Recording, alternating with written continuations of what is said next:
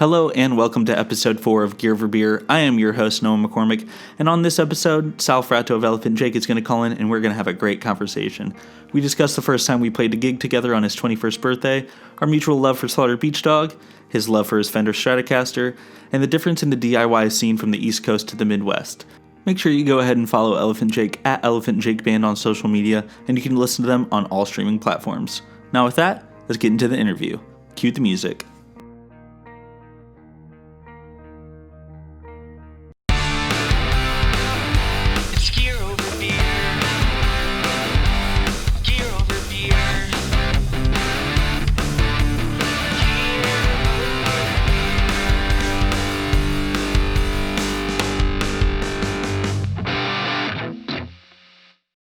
All right, ladies and gentlemen, we are back. Episode 4 of Gear Over Beer, and today we have none other than Sal from Elephant Jake. How we doing?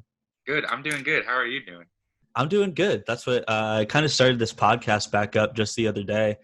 Yesterday, recorded the first episode back with Stan and released that this morning. And so just to be back and doing this has been a shit ton of fun. Me and Justin did it like a year ago. We only did like a couple episodes, but after Justin graduated and he moved away from Muncie, we just didn't really do it again. But decided the boredom of quarantine brought back this podcast, so it's been a lot of fun. It's good that you have a creative outlet to bring back after this. Yeah, absolutely. So how's quarantine been for you? We kind of talked about it before we recorded, but quarantine's been pretty good for me, mostly because I haven't gone insane or stir crazy because I've been with my partner Jackie, but also I got some cool recording stuff and I've been doing some home recording. Other than that, I've just been trying to fill my days with hikes or going kayaking or stuff like that. Awesome. That's what so you're in New York, correct? Yes, the Hudson Valley, like an hour north of Manhattan. And when I was younger, I kind of took it for granted, but there's like so much to do. Yeah, I was going to say, so what's quarantine been like in New York? I mean, in Indiana here, it's been kind of, just kind of takeout, but places are starting to open now, like in the past like week and a half, 2 weeks or so. But how are things there? New York is kind of pretty heavy just because Manhattan is like the hottest spot. Yeah, absolutely. And I haven't really hung out with my father in a long time because he commutes to Manhattan still. He works for Verizon and installs files and stuff like that, like phones and computers. So they count him as an essential worker because everyone working from home needs to have access to the internet and stuff. So he's been going back and forth to the city. So it's kind of been almost like a little bit dangerous if I were to be with him. So yeah, absolutely. Just trying my best to go hiking or go kayaking, do things that kind of take my mind off it, write music, stuff like that. But yeah. For the most That's part. what at the beginning of quarantine, I decided that every day. I only did it for a week until I was like, then it started raining like the whole next week. But I was going on a walk every day for the duration of a album that I've never listened to before. And just to like hear something new. And then I would write my thoughts about it after. I did that for like a week. And then the weather here, of course, in Indiana turned to shit. And so I kind of stopped that, but I need to get that back going. Sure. Cool. So that's what I kind of wanted to start off on how we met. It's kind of a funny story. Yeah, it is funny. But so we obviously, you guys were touring through Indianapolis. I think it was also Honeybee Wells' first night on tour. That we were in Indianapolis, and we played a show together. And at the end of the night, I had found out that it was your 21st birthday. Yeah. Yeah. And so we went to Steak and Shake. It was us, Arcadia Gray, and you guys. And they weren't even like letting us in for some reason. So we all ate on top of our roofs in the parking lot. And then you told me it was your 21st birthday. And I tried to go to anywhere that was like having alcohol, and every place was closed because it was so late by the time that show was done. And so I had a PBR in the back of my car.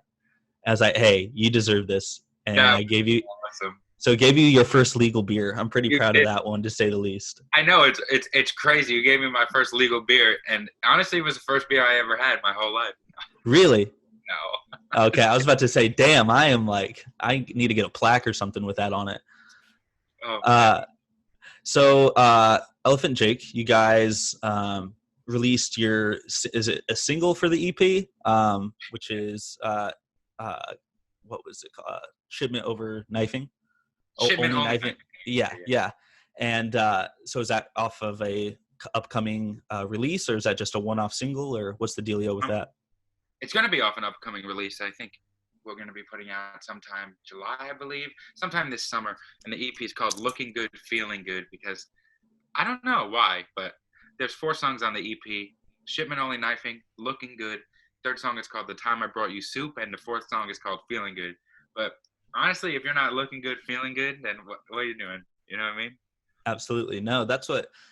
So before we had released When Will the Universe Give Me a Damn Break, I had sent you guys that, and you had in return sent me that EP. And I got to tell you, that EP is going to be the summer banger whenever that gets released. Thank you I've so been waiting. much. I listen to it at least once a week still. Thank you so much. I have to send you updated mixes because we put Updated mixes. Okay. So that's what I got to say. I mean, for people who are watching this right now, or when it comes out, this EP won't be released, but the song to look out, in my opinion, is Looking Good. Because that song is an emotional roller coaster, to say the least. Like, the first time I heard it, I was driving to work, and I cried in the car at the end. And that's what, like, I called Cam and Justin, and I was like, yo, I just like, Sal sent me the new Elephant Jake EP, and I cried. And they're like, holy shit. And I was like, send it to them. Yeah, dude, that song, that's what, there's the lyric. Am I okay to say the lyric? Is that? Yeah. Okay. That's what, you all have ups and downs just like anyone else. Is it worth it? I can't answer that for you. You'll have to find those answers for yourself. I was like, damn, that is like the coming into adulthood track that I needed, like in my senior year of college. That was like, okay, this is it, and I'm gonna get through this shit. Thank you. I was, when we started writing that song and kind of practicing it, hashing it out together, I would say that it had a lot of parts to it, and some of the parts that we had to learn I kind of found a little bit difficult, but we just hashed it out, and we worked really hard trying to get all the instruments right when we were learning how to play the song, just in the beginning stages. And when we started to record it, I was like, Colin, you really went somewhere inside yourself. I'm really happy that he wrote that song, because I'm happy that it's there. Yeah, that is such a powerful song. That's what, there's like a group chant where it says, I can answer that for you.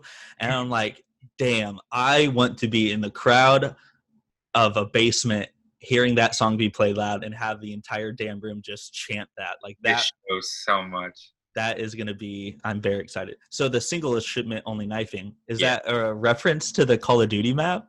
It is. Okay. We were going to go on tour or something, or play a show, and we were all having a sleepover. And then my best friend from college, Rob, he was staying at my house, and it was all 4 of Elf and Jake, and then Rob. And I had my brother's Xbox set up. He's 8, but I was like, yo, he's sleeping. I'm going to take his Xbox downstairs. So we took it downstairs, and we started playing Call of Duty. And all night, he was like, yo, let's play Shipment Only Knifing, Shipment Only Knifing, Shipment Only Knifing. He must have said it 500 times, and I was like, that's going to be a song. Enough. And then I guess we should just name the song Shipment Only Knifing. I thought it was funny. So did you play Call of Duty a lot growing up?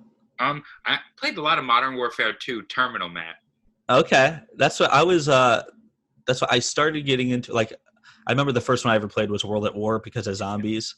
Like, when that came out, like, I think I was still in elementary school, but that was like what me and all my friends played. And then once Modern Warfare 2 and Black Ops 1, that was like the prime era of me for playing Call of Duty. Like, I haven't really played it since.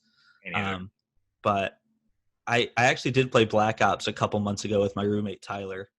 How was it? It was better than I had remembered. I was like, this is like playing it as an adult when you're like can comprehend and have like better motor skills. Yeah.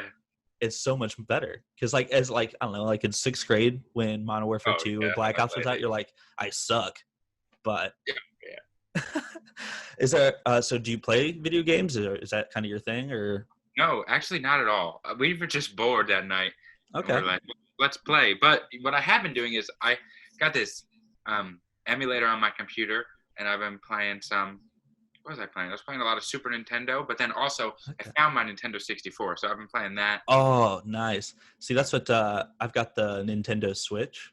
That yep, I got the yeah, I bought that during quarantine just to keep myself sane. got Um, Animal Crossing. dude, I do have Animal Crossing and it is the best. Tell Like me, it's it's a like a phenomenon. it's literally like that's the thing. Like the way they created it is that you can play it every day for 3 years and you're still doing something where like you have to like it's so good. I 10 out of 10 recommend. It's probably got to be in the top 3 games of that I've ever played. Especially this version. Like I have like the stuff that you can buy like I have like guitars, I have pedal boards, I have a wrestling ring in my island. Yeah, so it's all over the place. It's awesome. But in terms of like online, like so if you have the online subscription to Yeah. Nintendo for the Switch, you get access to a bunch of old NES games and What? yeah, and This so is I've been crazy. playing and I've been playing them all quarantine. Like you can play like the old school Mario Kart, all the old Super Mario Bros games. Like it's intense. 10 out of 10. Whoa. My little brother has a Switch, and I haven't really taken advantage of that right You there. might have to steal it, no cap. I might have to. So kind of getting into the whole gear over beer aspect. I told Stan this, but I don't even have beer around because I haven't left my apartment. I haven't left my apartment in like a couple days. And Yeah. so I'm like, yeah, like this all started on a whim. Um, but do you want to kind of take us through a rig rundown real quick? Yes. So I don't have my guitar with me, but That's fine. rig rundown. This is probably gonna sound incredibly boring to you. Here's why. One time I saw Cindy Blackman. She's Carlos Santana's wife, and she plays drums. And my dad let me skip high school, day of high school, to go see her do this like drum workshop masterclass thing. And I was like, this is crazy. So then she was telling me about how she played in a band with Lenny Kravitz, but also what's his name? Jack Bruce, I think. No, I don't know his name, but he played bass in Cream, and he didn't use any pedals or anything like that. Then there was a period where I started like getting really into the Ramones and like super early punk rock music, and how they just plugged straight into their amp and got such a really raw, hard sound. So it's a mix of really liking that from the guitar to the amp, but sound, but also a little bit of laziness on my end because I don't really know much about pedals. But really, I use this white AC30 that I have. I remember that. That is, Yeah, yeah, that's a great amp. thank you. And I plug it straight into my, um, I think it's a Mexican Fender Strat, black on black, and it's double humbuckers on the Like pickups. the HH. Yeah, Yeah, and that's I was gonna say. I thought I remembered you playing a Strat. yeah, and I just Is there any reason why you play a Strat, or is it just that you like that particular guitar, or do you lean towards Strats more? Or I actually really like Telecasters, but I got that Strat when I was in 7th grade, I think, and it's just been the guitar that I use always. yeah, And that's it. And I just plugged that guitar straight into that AC30, and it kind of sounds boring and it kind of sounds like a cop out, no, but I love the simplicity of it. I mean, I had my AC30 for I used that for kind of from the or like after we released our first album yeah, with Honey Be Well, I started using the AC30 because I used it in the studio when we recorded. I had Um, the metal shop. yeah, so you guys also recorded at the Metal Shop, no? No, we actually um, You recorded. had you had Jake mix or something like that or We had master Ian Ian. Master Okay, yeah. because we had. Dude, that's I'm sorry. oh no, I'm sorry. You keep going. No, no, we had Ian's little brother Track, and then our friend Danny Cyper mix, and then Ian Master. Okay. Yeah, that's what we had. Yeah, that's such a crazy story. Right? Well, how far away is are you guys from the metal shop or from Philly? 3 hours. 3. So we drove 10. Yeah, that was rough. And we didn't have a place to stay that whole 10 days. What'd you do? We slept on the studio floor. Jake was cool with it. Yeah, he's like, yeah, you guys can just stay here, and we're like, okay. and Heck, it was nuts. One night, well, so Justin has the thinnest hair possible sure. out of any person that I know, and so after one day, his hair is just greasy, matted down. Like he is like the worst person to be have to go on tour Yeah. because he like has to wash his hair because it's so Yeah. thin. Do you ever get And dry shampoo? yeah, no, that's what we had to start doing Yeah. whenever we go on tour. But it's funny because we decided to get an Airbnb one night Mhm. just to treat ourselves, and we got like this really nice Airbnb with a hot tub. It was like a 3-story house, and it had a Xbox hooked up for you, ready to play. Like we went balls to the wall for one Yeah. night, but the other 9 nights we slept on plywood floors. And it's funny because Justin will tell you that that was the worst week of his life Right. because of just having to sleep on that. And like, yeah, it was funny because at that time, David and Isaiah were still in the band, and they decided to both buy air mattresses for $30. And I was like, I'm not spending $30 on an air mattress. Yeah. And that was my biggest regret of the entire week. Honestly, that's a smart move. But I would have been Yeah. just like you. I would have been like, nah, it's a waste of money. Yeah, exactly. So do you guys have Wawa by you? Like, cause I know it's an East Coast thing, but Wawa's like, okay, it's kind of like a tree for us because the nearest one from me is probably like 2 hours away in New Jersey somewhere. So okay. we only get Wawa if we're on tour or play shows. But there's like never been a time where I'm like, oh, I just go get Wawa. It's not really existing here in the Hudson Valley. Okay. See, that's what we were introduced to Wawa by Jake. Crazy, right? And so the first day we got pizza, second day he's like, yeah, there's this place, Wawa, we'll go. And so we all went and we're like, this is our new favorite thing. And then like the third day, Jake was like, what do you guys want to do for lunch? We're like, we're going to Wawa. I don't know about you, man. And we went to Wawa every day for lunch. There's nothing better. Yeah, we spent an absurd amount of time in the Wawa while like we were there to record. Like there was no like we wasted a significant amount of time on that trip just going to Wawa to eat. So good. I wanted to. It's like a delicacy. And it really is. And the thing is like they don't have them here in the Midwest. Right. And so that's what we've been wanting to tour the East Coast just so we can go to Wawa. That's the whole. So once quarantine is over, we'll have to book a tour where we go through and go to Wawa. That would be Wawa. that. So in terms of being like an East Coast band, but you guys tour through the Midwest Sure. quite often. How do you find the differences in touring through the Midwest and touring through the East Coast kind of differ? I would say our favorite scenes to play, our favorite shows that a lot of our favorite shows have been in the Midwest. My favorite scenes are our hometown scene here in the Hudson Valley is really cool because everyone's really supportive. Philadelphia has always treated us well, like a second home. Indiana has been incredible to us. And Wisconsin, Chicago, I would say that they're kind of really similar in the way where people go to shows, not, in my opinion, not because they just want to go to a party and drink and have fun. Uh-huh. There have been shows on tours that we've been to where, you know, it's kind of obvious that people aren't really there for the music. But Yeah, I think absolutely. Indiana, Chicago, our hometown, Wisconsin, and Philadelphia. I would say those 5 scenes have been the ones that have been the best to us and have been ones where people really want to go to shows for the music. It's all about word of mouth or social media, and people want to be there for the music. And I can't really tell much of a difference other than, I guess, geography. Yeah. Well, that's kind of the thing that I've always been proud of in terms of the Muncie music scene is that it's always the same group going to every show, no matter who's playing. I mean, it's a social gathering for sure in that terms of a party, but people are there to listen to music, like Right. undoubtedly.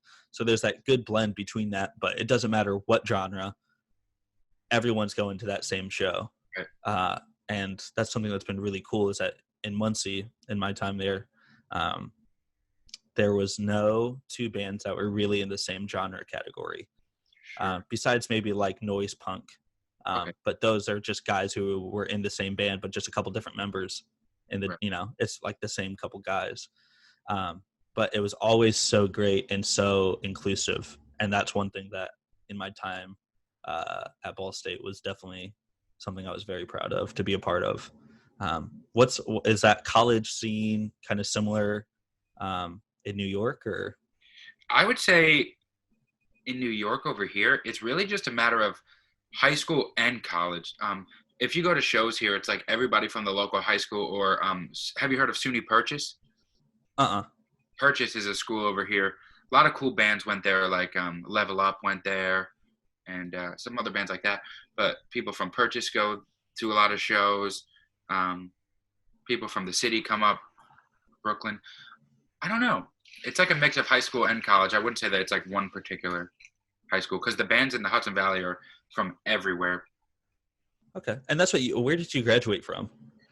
For college, Stony Brook on Long Island. I spent a lot of time at school not playing many shows. We would come home and do tours on weekends or during breaks and stuff. But there were a couple cool houses on Long Island I've played, but predominantly the hometown scene was where my heart was. And that's what you graduated with, an English degree, right? Mm-hmm. Do I remember that correctly? That's right. You just graduated too, right? Yeah, that's what I just graduated just like a month ago. It's a weird Heck, time to be graduating. So. I know. Congratulations. Oh, thank you so much. Yeah, no, it's fun to be done, and it's a huge. Like I feel like I lost 20 pounds, just like that, like that stress load off my back. Yeah. But yeah, that's why I'm actually moving to Chicago. When? Hopefully next month. June 1st is our hopeful move-in. So like that's only like 10 days away. Who are you going with? My partner, Sophie. That's what we're gonna move over there. She has her job already lined up, and that's what I've been trying to find jobs in the music industry. But the music industry is just kind of on hold right now. That's great. But yeah, it's super exciting. So I'm excited to indulge myself in that scene in Chicago. There's a lot of cool Chicago bands we played with. We played with Mount Pocono. Okay. And have you heard of them before? I have not. They're pretty cool. It was the drummer of Beach Bunny's in that band, and also I don't know if they're still together, but this guy Julian was in a relationship with Lily from Beach Bunny, but I'm not sure if that's still the case. But we played a show with Mount Pocono in Philly, in Chicago, which was really cool. And then we just played a Philly show on our last tour with Hospital Bracelet, which was a lot. Yeah. I've heard I've never got the chance to meet Eric. Yeah. I've only heard good things though. Oh yeah, they're the best. Yeah, that's what their music is great, and so I'm certain that once I move to Chicago, I'll be able to check them out more and hopefully play a gig with them or something like that. So, so that's what you guys just did, a Corn tour. Yeah, that's right. Do you kind of want to tell me what that was about or what that was like? Yeah, so I was talking on the phone with my drummer Andrew from Elephant Jake, and I was like, you know what, we wanted to go on tour with Carly Cosgrove around this time, or in the wintertime, or just at sometime in the future. And I was talking to Andrew, and I said, wouldn't it be cool if we did like an online kind of tour? So I brought it up to Lucas from Carly Cosgrove just to get his opinion on it. And I was like, hey man, how do you feel about a quarantine tour per se? And then Lucas took the idea and just ran with it. And I was going to just do like Instagram live shows, but then he was like, oh, we should make a Twitch, and we should make all different social media accounts, and we should really push it. And Lucas really, really, really took the idea and ran with it and made it into something that I couldn't even think of. It was just so much bigger and so much of a better execution than I could have came up with. And I was really, really happy with the way it turned out. We had a bunch of different bands from a bunch of different cities. We quote unquote visited different cities every night for 9 days and had local bands play these shows with us on Twitch, and had an organization each night talk about, their relationship to the music scene and how they can do it. And then every night, if we made money from donations, we donated it to a specific charity from whatever city we were, visiting. That's awesome. Thanks. How hard? Oh, did you guys do that full band or just acoustic? Or we just did acoustic. It was just me acoustic for Elephant Jake, and then Lucas for Carly Cosgrove. Okay, that's awesome. Yeah, that's what it's fun. Justin has been like, we should do like an online show. I'm like, yeah, I don't even know how to do that. Like, he's like, we should do it full. Like, we tried to do like a Zoom writing session once. Yeah. And the latency of everything was just like, I was like, I can't do it, man. We'll just wait a couple of weeks and we'll all get together in a room for like a day and just kind of knock some stuff out. Which is happening Saturday. We're very excited. Heck yeah. We're all meeting back up in Muncie at my house. that I don't, because I'm living with Sophie here in Indianapolis. But that's what I still have the lease on my house in Muncie. Right. The one that and only, yep, that one. And so that's what pretty much almost everything's kind of moved out though. Yeah. Just from us graduating, and so we're just going to use it just for the day to write some stuff. And there's a wrestling pay-per-view Saturday night, AEW Double or Nothing. So we're going to watch that. It's going to be a good time.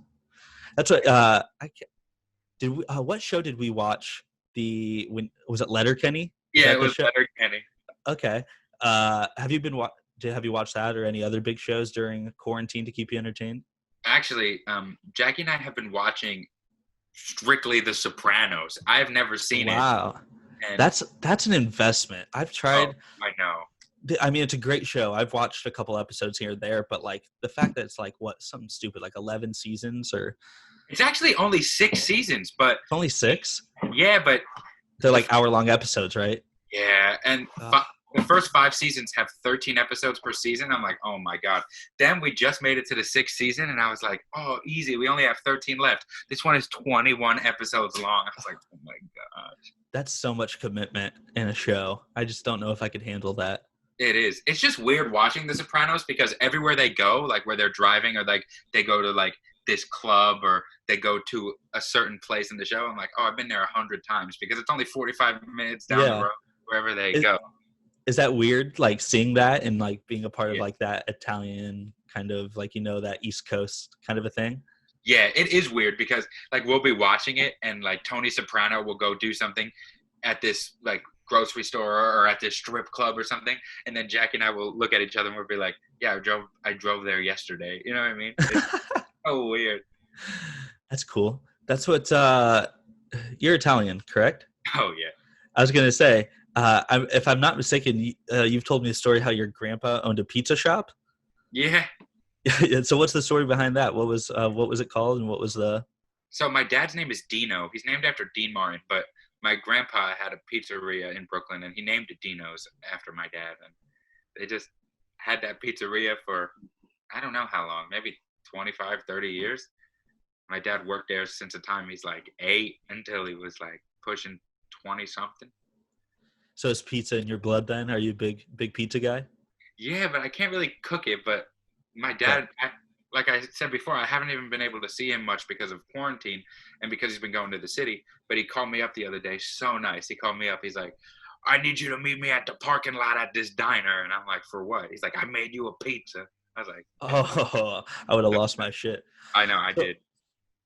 So I'm assuming it's just New York style pizza at Dino's? Okay. I can get behind that. Do you have like favorite pizza places, like a top 3? Okay, so my favorite pizza place ever is in Chicago, because you're moving there. But it's not deep dish; it's Roman style. You ever have that? Yeah. Okay. Okay, so it's this place. It's this place called Pizza Metro. Yeah, you guys have told me, and Arcadia Gray has told me about this place. They went there too. Yeah, because Nate lives in Chicago. Yeah. Oh man. Okay, Pizza Metro. Do you know what neighborhood it's in by chance? It's in Wicker Park. No way. Okay, so I'm moving to Logan Square, which is right next to Wicker Park. Yeah, it's like right there. I need to. Okay. I'm looking it up right now. It's insane. Pizza Metro, Chicago. It's 1707 West Division Street. Okay. You got it. Definitely. That is going to be the first place I go when we move, and I will give you an update. Nuts. You know what? This is what I'm going to do right now. I just hit copy into the Zoom call. I'm going to go to the chat. I just sent you a link on the Google Images of the pizza they make. That's what. So my favorite pizza place, number 1, is called Dantes Pizzeria. It's in Logan Square, so it's in Chicago, and it's kind of like New York style, but the pepperonis are like the size of your face. It's ridiculously good. Oh, I'm looking at it right now on Google Images. Are you okay? Yeah, dude, it's so good. That's what when you come to Chicago, we're gonna have to go for sure. This pizza looks so good. We're gonna do that. We're gonna go to Pizza Metro. That's it. So where have you guys played in Chicago? I'm just curious. We played at an apartment like on the same street as Wrigley Field. That was a show we played with Mount Pocono, and that show was really cool. I forgot it was called The Bunker. Okay. And we played apartment in Chicago. Then we played another house in Chicago. Kind of, I don't know if it was in Logan Square or if it was near Wicker Park. But it was a really cool It was a really cool apartment. I forgot who we played it with. I know the drummer of Hospital Bracelet was there. But I don't know if I met her. But I don't know.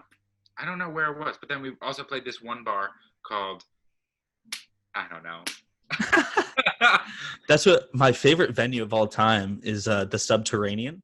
Yeah, I've never been there. It's in Wicker, and I've seen some crazy good shows there. That's what let's see. I've been to quite a few shows there. The first time I ever went there, my cat is playing with the blinds, if you can hear that. Hey, get down. What are you doing?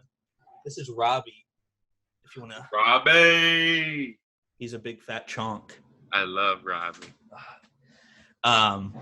But no, so the first time I ever went there was in high school, my senior year of high school. Sure. I went there and saw Turnover. Cool. But this is back when Peripheral Vision had like just recently come out. Sure. And so they were only playing Peripheral Vision at that time. Cool. And they were at that time, I mean, they still are one of my favorite bands. But at that time they were like top notch for me. Oh, yeah. And so I got to go see them there and like camped out all day, like, and not all day, but like, you know, a couple hours before the show. And so I was front row, and like there's no barricade, and it's like a step up stage where it's like, you know, anyone could get up there. Yeah. And so they're right there. And after the show, I'm in the bathroom taking a piss, and Austin from Turnover, lead guy, just comes up into the urinal next to me, and like we make eye contact. I'm like, "What's up?" He's like, "Hey." I was like, "Great show. Not to be weird, but can we get a picture together? Obviously, when we're not in the bathroom." And he's like, "Yeah, for sure." But no, and then that's how I got to meet the rest of those guys, and they're all really cool. I still love Turnover. I just don't like their latest album that much. But I think Peripheral Vision is gold, in my opinion. I saw them in Connecticut 2 years ago. Okay. Yeah. When on the Good Nature tour. Mm-hmm. Yeah. That's what I still love Good Nature too. It's weird. That's what have you ever listened to any of their early stuff? Yeah, where it sounds like pop punk fast. Yeah, dude, like Sasha, like yeah, like I love that. I love all like how it's transferred from that faster pop punk. I wonder where they like not decided, but I wonder like where the creative process took a turn there. Yeah, I'd be very curious to see. Well, that's what yeah, I don't know. That's what I remember reading that he got really into the Cure and the Smiths. Yeah. And they both played Roland jazz courses. Right. And so he got a Roland jazz course and started to go more in that direction for music, which I mean, I think they peaked at Peripheral Vision, but is there any other bands you've been listening to a lot during quarantine? Like Talking Heads have been a big band of mine for a really long time, but for some reason I've been really going back to I've been listening to a lot of songs on Dookie, and okay. I've been really bumping Slaughter Beach Dog heavy. Same. Which album, or just the whole discography? Just the whole discography. I really like Welcome. Birdie's also really great, and Safe and also No Fear. I've been bumping to some tracks on there. Yeah. Well, what's your favorite from each release, if you don't mind me asking? I'm very curious. That's big. I really like Mallrats Semi-Annual. Okay, that's a classic. From Birdie, I'm not sure. I'm gonna have to pull this up for each. Yeah, me too. I have a couple of funny Slaughter Beach Dog stories. Okay, same here. We should definitely both tell these stories. Yes, we should. You want to go? Yeah. So obviously we recorded our first album with Jake. Yeah. And so this is like 5 days in. He goes to the bathroom and comes back out. He's like, "Guys, I completely forgot to tell you, Slaughter Beach Dog has practice here tonight. So you guys can either stay and watch and hang out, or you guys can leave." I was like, "Yeah, we'll stay." and they were working on new material because at this time, Safe and Also No Fear hadn't been released yet. And so they were working on songs for that album. And so I was kind of hearing those. And there's one in particular that every time I see Jake, because just about any time they come through Indiana or somewhere close, I always try to go just to stop and say hey to Jake and talk to him for a little bit and just catch up. But there's a song that they were writing that I fell in love with, and it didn't end up making the cut for Safe and Also No Fear. And so now every time I see Jake, I'm like, when's that song coming out? And so yeah, he said hopefully on the next release. Really? It should be there. Yeah. It's, in my opinion, it would. You can find it on like some shows that they've played, like the one at Philadelphia Philly Mocha. Is it the one that's like just waiting for more? Yeah, that song. I love that song. Yeah, dude, that's what. So, and also that riff that Nick plays, it's just so. I love it. That's what Jake is the reason why I have a Les Paul, because I've never been a Gibson guy until we went into the studio, and there's a couple songs where he's like, I think you should play the Les Paul for this track, and I did, and I was like, you know what? Yeah, I have been hating on Gibson for a hot minute, but me too. Yeah. So what's your story? Well, when we went to go record our record Classic, like when I was a freshman in college, we went there, and then Ian's brother Ethan was tracking with us because he was working with the guy Danny who was recording us. Then we became really close with Ethan. He's like still one of our really closest friends, and I love him so much. But Ethan plays in a band now called Sleepy Freak, and he's dating the member of Sleepy Freak, the girl who sings all the songs, and she's really talented. Her name is Kate, and I was playing bass for Sleepy Freak for a little while, just filling in on tour, and Kate was like, hey, do you want to play this Philly house show? It's going to be it's going to be Slaughter Beach Dog, and we're going to play it too. It was just Jake acoustic in the basement. Some of the Jake acoustic shows always get me in the feels. Like that's what he did like 2 tours. He just did an acoustic tour, and he came through Indy at the Hoosier Dome. And Dana opened up, right? So good. Yeah, Dana opened up. Yep. Yeah. But no, continue. Was there any more to that story? It's just that playing together. We played that show, and then I was walking down the street, and Jake and Ian were walking down the street, and I came from Long Island on a bus, so I didn't even like have my bass or anything or an amp with me. And Ian was like, "Oh, do you need to use my amp?" And I was like, "Yeah, sure." And he's like, "All right, cool." So then, we all started hanging out, and then we were all talking. The movie The Room? Yeah. Yeah. So we were all talking outside, talking about The Room. I was just telling Jake how like my dad loves that movie. And he just started dying laughing. But I think he thought I was originally from Philly because I've met him a couple times only in Philly. But actually I was going to Long Island. So I saw them play a show at Amityville Music Hall. And I went up to Jake afterwards, and he's like, what are you doing here? And I was like, I go to school here. He's like, oh. Because he was like all confused. So I was from Philly. But then after the show, I said, you know what? To my roommate, I said, let's go to Taco Bell. So we went to Taco Bell. And then Jake pulls up in the Slaughter Beach Dog van right next to us, just coincidentally at the Taco Bell.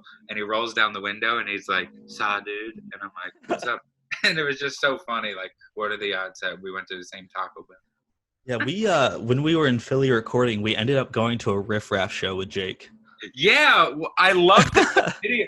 I love the video you guys made where you're like, "Yeah, he just wanted us to change direction." Yeah, dude. So it was funny. We had like thought of an idea for that like behind the scenes video for like all week, and like when we were done, we were like, oh shit, we didn't do that. And so then we kind of went through and did everything, and literally all I told Jake was, I was like, I just want you to talk. Like I told him like what we were kind of saying, and I was like, yeah, just say you're the emo Mozart. That's like the key line that we need out of all of this.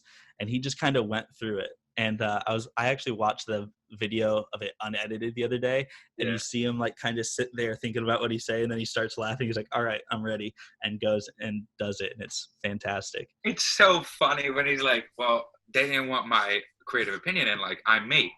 Yeah, I'm me. I'm like emo Mozart. What am I supposed to do with this? That had me dying. I was dead. No, it was Jake's idea to go to the Riffraff show for real.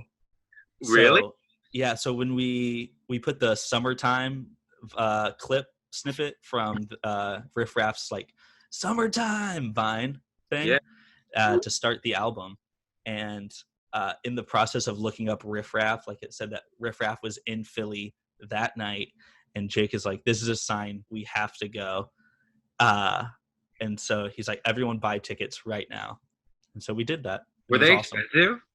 They were like $15. Hell yeah. Yeah, it was at the Voltage Lounge. Yeah.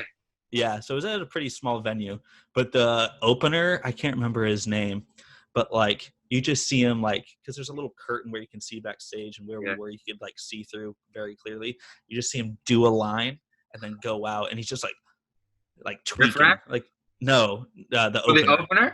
Yeah, and I was like, oh, man, that's whack. It was certainly one of the most interesting nights of my life. Oh yeah. Did Jake like it? Did you guys all like it? So that's what we all kind of drank before, because we're like, if we're gonna do this, we're gonna have to drink to like. Yeah. And so, I think we convinced Jake to like do a big pull off of some whiskey that we had. Yeah. And he kept ordering drinks at the bar too, and so he was kind of feeling it a little, and he was just kind of sitting there vibing. Justin was not having it. David was not having it. Isaiah was like, "This is weird." I'm sitting there like, "This is Awesome. hilarious." Yeah. We did not stay for the whole show. We heard Tiptoe in My Jordans and we dipped. But it was certainly an interesting night for sure.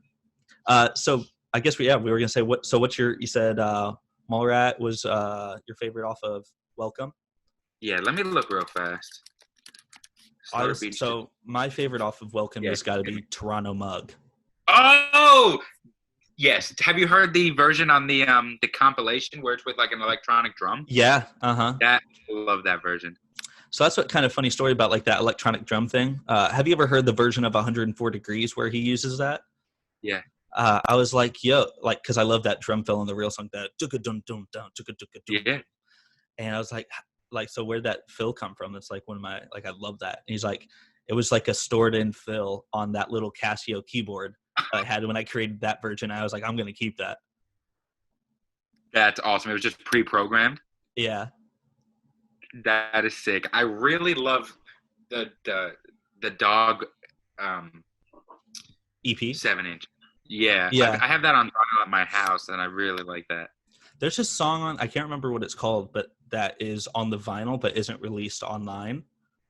Yeah. I can't remember what it's called, but that is my favorite song off of that EP for sure. Me too. What about Birdie? Birdie, I would have to say Fish Fry, probably. Yeah. Just because, I mean, it's classic. But Shapes I Know has really been, I've been bopping to that lately because he's been playing that a lot, like at acoustic shows, which I've been really digging. And what about Safe and Also No Fear? Mine's got to be Map of the Stars. So Map of the Stars is one that he played before like it got released, and I fell in love with that. But Anything has been like, that's what, like, that song just kind of is so good. Like that. Yeah. I was listening, and Black Oak is extremely underrated. In my opinion. Like I mean, I know Jake kind of puts these stories together, and you can't really tell what's real life and what's fictional. So that's why it's always kind of like, especially with listening to Safe and Also No Fear, like trying to put stories together in my head. And Black Oak was one that I had the most fun trying to piece together, for sure. Heck yeah. It's cool that like big influence for both of us. Oh yeah, absolutely. Man, that was a fun tangent that we just went off of. Yeah. So that's what we kind of talked about, you being from New York. So were you big into sports, or are you still big into sports, being from New York? Well, I'm not really good at any sports, but I really like baseball because it's the only sport that I think is my speed. So that's the question. Are you a Yankees or a Mets guy? All I will say is, we can't curse on this, right? Oh, you can curse all you want. All right, fuck the Yankees. I'll say that. Oh, whoa. I know. I'm really sorry. My dad is from Queens. Really? He's originally from New York. Oh, no way. And so he always just, as a kid, like I grew up loving the Yankees because that's what my dad had. That's what we'd watch. I'm a big Mets guy, but the Mets play in Queens. That's why I find it weird. Yeah. So he's always been a Yankees guy. Big Yankee guy. All right, then I redact my statement. Thank you. I appreciate that. So here, we play this little game on this podcast called Only One Can Survive. So that's why I hit you with 3 albums. Only one of them can survive, and the other 2 cease to exist from history. All right, hit me. So that's why I kind of had to do some digging. I mean, I know you, and we've obviously talked music a lot, whenever we've hung out. But so I kind of did some deep diving, went through your social media just to kind of figure out what some influential albums were. And this is what I've got. So album number 1, The Front Bottoms, Self-Titled. Number 2, Blink-182, Take Off Your Pants and Jacket. And 3, Mobo, You're Gonna Miss It All. Honestly, I'm gonna have to say this Front Bottom Self-Titled. Okay. What is it about that album that just is so special to you? I think we started Elephant Jake maybe in 2014 or 2015. I remember being a junior in high school, and at that time I was getting really into that record. That record like started to mean a lot to me, and I feel like out of all the Front Bottoms records, that one's my favorite. And if You're Gonna Miss It All would cease to exist, then I would still have Sports and Holy Ghost, and I would be okay with that. Okay. Is You're Gonna Miss It All your favorite Mobo album? I don't know what my favorite Mobo album is. I like them all, but all 3 of them are so good that I wouldn't mind having only 2. As opposed to the Front Bottoms record, I like Talon of the Hawk, and I love the Self-Titled a lot. But if the Self-Titled didn't exist, I don't think I would really vibe with the Front Bottoms that much. Yeah. That's what You're Gonna Miss It All, I think, is the best blend excuse me, of Jake and Brendan. Oh, yeah. I think but in terms of Holy Ghost, that is Jake's best work. 100%. And I think, not that Brendan's side wasn't good, right? But I think compared to Jake's, it was lackluster. Yeah, I would give you the same. Even, I mean, there's still great tracks on his side, but there's not one song on Jake's side of Holy Ghost that doesn't exceed any expectation that I had going into it. Yeah, I would have to give you the exact same synopsis there. Were you so you're also big, I think we've talked about Blink, correct? How you've been a Blink fan for a long time? Yeah. And that's what we've talked about Tom DeLonge a lot, haven't we? Yeah. Okay. Yeah, because you showed me your mix of that website you were using where you get all the stems for the adventure. Yeah. Dude, I still have those stems. It was awesome. I nailed the mix when they did the adventure. I definitely had to subscribe for that month. So did you like Blink or Angels and Airwaves more one or the other, or were those influential for you? Yeah, they were all influential to me. I would say like when I was probably in like a 7th grade, I went through a heavy boxcar and Angels and Airwaves phase. It's kind of hard. 44. Everyone kind of goes through a boxcar phase. Like after you've kind of listened to Blink for a while, and then you find out who Boxcar Racer is, you're like, oh, this is awesome. And then when you hear it, I feel like, I don't know if you went through this, but when you listen to Boxcar and Angels and Airwaves for the first time, you're like, damn, I feel like I'm kind of growing up a little bit. It's just like a mature Blink. That was exactly. I think that's what that Boxcar Racer is really what set Blink up for the self-titled record, which was like their biggest 100%. departure. Yeah. Do you have a favorite Blink record? I was really bumping Dude Ranch for a long time. There was a period of time where I really loved Travis's drumming, but there was a time where I was like kind of being snobby, and I was like, bro, you can't even compare. Scott is what they needed. But then I was listening to it, and I realized that Scott really only plays these D beats with nothing wrong with that at all. Yeah. He's just a whole time. Yeah, very, very consistent. You know what you're getting. Yeah, exactly. Nothing wrong with that, because I feel like at the time that's exactly what they needed. I feel like with those older records, Scott really did what they needed them to do, what they really needed. But then once Travis came in with Enema, I feel like the whole game turned around. Absolutely. Yeah, I saw this interview where Tom was writing a song And I remember because he always does like a 1 chord, a 5 chord, a 6, and a 4, and he always Yeah. like uses that chord progression. And I was watching this interview where Tom was talking about Travis and how Travis would say, "Bro, you got to write something new. You got to play something else because I can't keep playing the same thing." And then Tom was like, "Bro, but you're the drummer. Why don't you just make up something else?" And then Travis was like, "Wait a minute, you're right." So like the That was way, from The Pursuit of Tone, was it? yeah, Yeah. it was. I love that. I love that documentary. I So remember I watched that religiously through like my so good, freshman year of college. And like, so good. so yeah, that was a bomb documentary. That's it. You're right. And like once Travis had that realization, he's like, "Screw it. I'm just gonna take the drums and just turn them upside down." Yeah, exactly. That's Yeah. awesome. I'm always so glad when I can talk Blink with anyone, when I can find Me that too. excuse. I would say self-titled maybe because I didn't give you an answer. Yeah. Self-Titled is definitely my favorite. That's my favorite album of all time. I actually just talked Yeah. about that with Stan on the last episode. But yeah, hell yeah. Gang shit. Gang shit. Yo, you remember I was telling Jackie earlier, I was like, I was doing the Whoa in May of 2019. And she was like, "You weren't doing the Whoa that long. It's not even that old." And I was like, yo.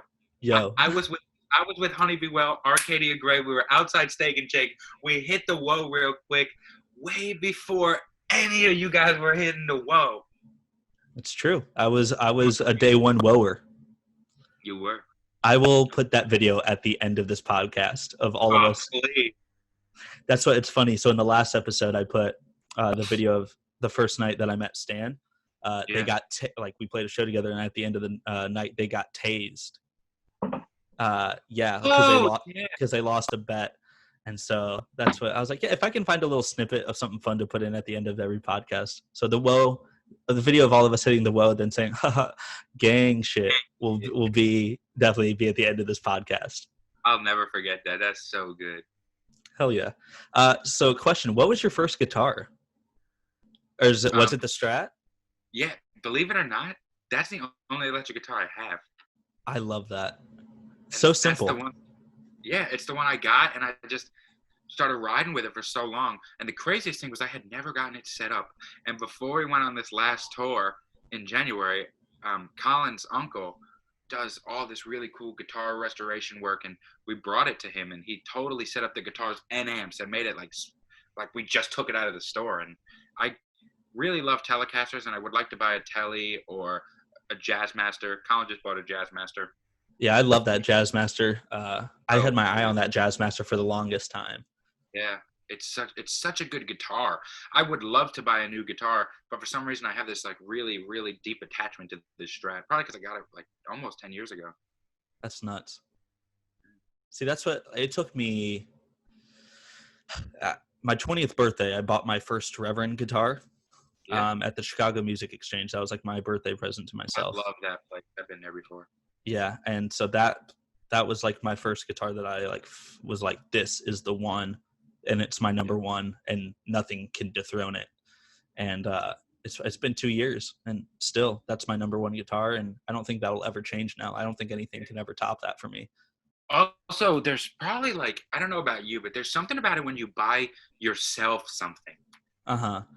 That's like this is it. Like this, I worked for this. Yeah, right, for sure. Exactly. It's like an accomplishment almost. Yeah, and that was like the first expensive guitar I ever bought. Like I bought like a lot of used stuff, so I had a lot of guitars in my day. But that was like the first one that was like over $1,000. Oh, like, yeah, that's heavy.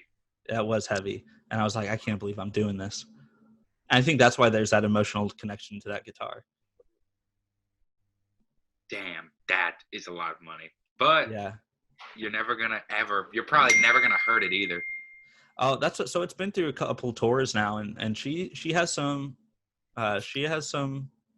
war scars for sure. Yeah. But that's what I love about her. So okay. So also this segment that we do is a house show horror story. It's a little segment we do. So what is like a memory that stands out for you at a house show that everything that could have went wrong went wrong? This is Something that I must ponder. Hold on a moment. Huh. See, I don't even know if you would consider this a horror story, but we played this show in Philly at this place called the Sound Hall. And we played that show with Greg Mendez, and Greg Mendez is really cool. In Greg's band, it's Greg writes incredible songs. Just released a record called Cherry Hill, unbelievable album. And Ian Farmer was in that band, and Evan Bernard from the band The Super Weeks is in that band. And we played a show at the Sound Hall, and in the middle of Greg's set or our set, in the middle of Greg's set, the power went out and everybody had to go outside, and it was like this big what to do for everybody to come inside and get the power back on. But once the power came back on, we went up to play our set, and we went to go play one of our songs called At Least for Now, and I think I may sneeze. Excuse me. Bless and then, thank you. And at the end of our song At Least for Now, I take my guitar off and I run into the crowd, and then I have Andrew, Colin, and Kyle play the song because Colin sings it, and then I just go start this crazy pit. And this kid, Sean, he's in a band called, or was in a band called Wine Moms that we went on tour with. I ran into the crowd for a mosh pit, and I punched him in the face really hard by accident, and he got up and he was so bloody, and I didn't knock his tooth out, but it was really close, and I felt really, really bad about it because it was a total accident. But from the power going out and then me totally assaulting someone. That's incredible. Yeah. Thanks. What about you? Oh man, I've got a fair share. Yeah, right. That's what I've had a couple where we showed up to a show. It wasn't necessarily a house show, but showed up and the promoter was like, "Hey, all the local bands dropped, and so it's just you guys tonight." And so nobody really shows up, and so he's like, "Well, you guys can just play to me," and we're like, "All right, well, I guess we'll have practice." Yeah. It was. Yeah, you told me that in January. Yeah, that was a really weird one. One time I accidentally took an edible.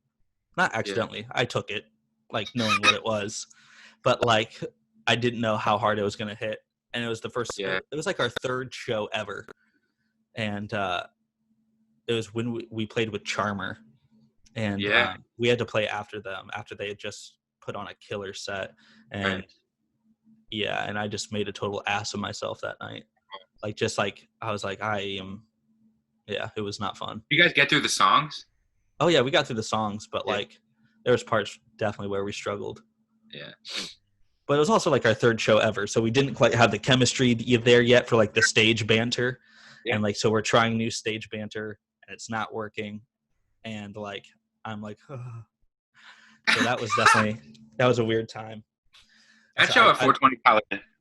Yeah, that was a great show. That was so fun. So that was the last show that we played together, and it was at the Greenhouse in Muncie. That's what the address is, 420 College Avenue, and that was on the poster. And you texted me the day I'd be like, "Yo, so where's the show?" I was like, 420 College Avenue. You're like, "No, for real." I was like, 420 College Avenue, and you're like, "That's the actual address." I'm like, "Yes." Yeah, that was – I didn't believe it because people always, on show flyers, they'll be like, oh, 69 Mary Jane Lane. And I was like, yeah, okay, where's the show really? Yeah. No, that was the actual address of that venue. Unbelievable. That was such a fun show. It was so fun. It was Uncle Muscle, us, you guys, In the Water, which was the first time I had heard of them, and they blew it out of the park. And then Summer Brews, and that was a great show. That was one of the most fun shows I've ever played, without a doubt. Oh, me too, by far. We, our friend Santo, who came on tour with us and recorded a tour documentary and stuff. He posted that was great from that show. Yeah, I've watched that.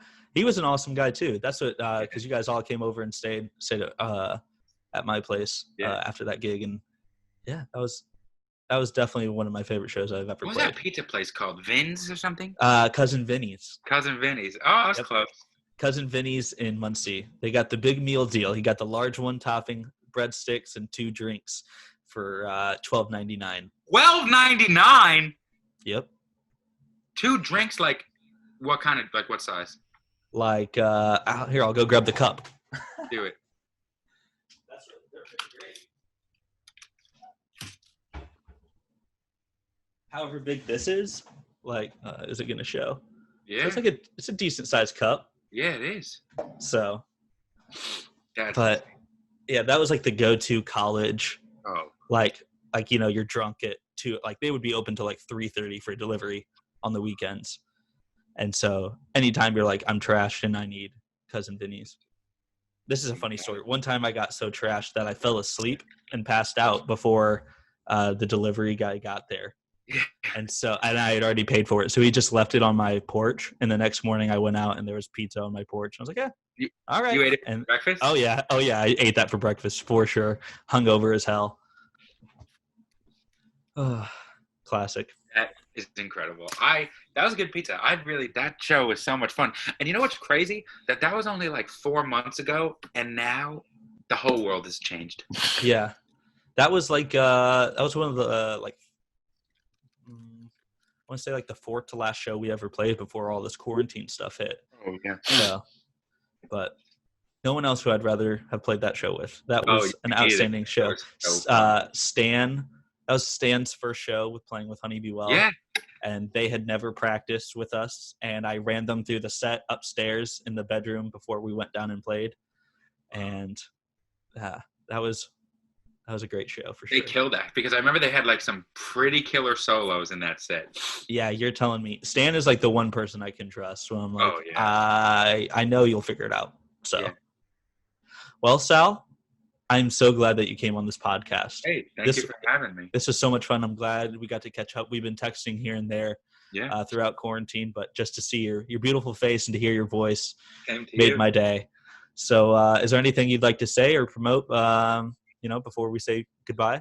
Not much. Just thank you so much for having me on. Thank you for talking about Elephant Jake and having stories. And I'm going to send you some updated mixes. And hell yeah.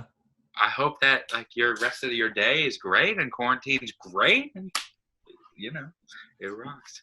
Hell yeah. Sal, it was such a pleasure. We'll stay in touch. Make sure to check out Elephant Jake. You can find them on every streaming platform imaginable. We'll put one of their songs at the end of this podcast so you can make sure to listen, but make sure you go check them out on your own. But no, thank you so much. And thanks for checking out the podcast. And that's the end of this episode. Hey, thanks for watching Gear Over Beer. Make sure to like this video and subscribe. If you'd like to support this show, make sure to subscribe to our Patreon for additional content like the video version of this podcast.